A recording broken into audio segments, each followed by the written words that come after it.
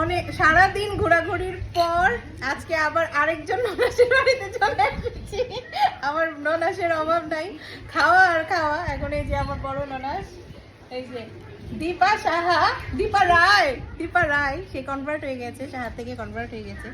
তো উনি আমাদের জন্য আয়োজন করেছে এই যে নুডলস আর চিকেন ফ্রাই।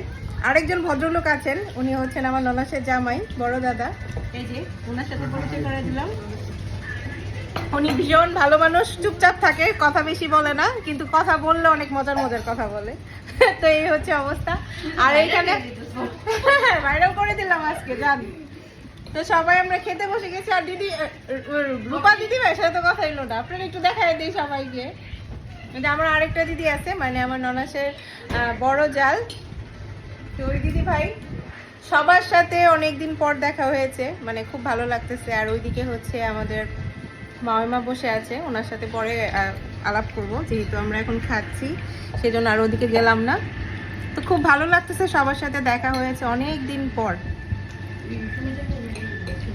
দুই শালা বাবু আর বোনের জামাই গোলাগুলি করতেছে এতদিন পরে। আহা কি মধুর মিলন। না অবশ্যই যাব। হ্যাঁ, কবে যাবেন সেটা আমাকে জানাবেন।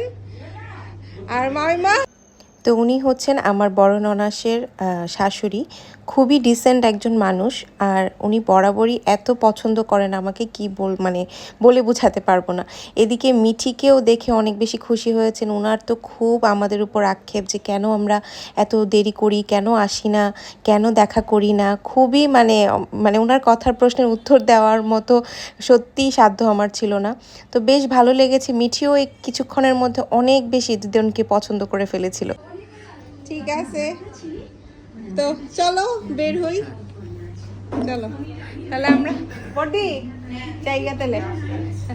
এই যেমন ননাস, এই যে ননাসের বড় ননাস, অনেক খুশি হব। আচ্ছা আসবো। আপনারা কবে যাবেন? Oh my God! ও আচ্ছা, আমি তো ভুলেই গেছি, আমার ননাসের শয়ন কক্ষটা দেখানো হয়নি।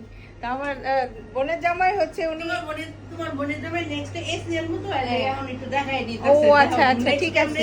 তো এটা হচ্ছে ওনাদের শয়ন ঘর। তো দাদাবাবু রিকমেন্ড করেছিল যে ওনার ঘরটা যাতে আমি দেখাই, তো ওনাকে দেখিয়েছি। আপনি খুশি হয়েছেন বলেন? খুব খুশি। আচ্ছা, এখন আপনি কবে যাবেন সেটা আমারে বলবেন, ঠিক আছে? আপনি যা যা খাইতে চান আমার আপনার জন্য রেডি থাকবে, ঠিক আছে? তাহলে দিদি গেলাম তাহলে, হ্যাঁ।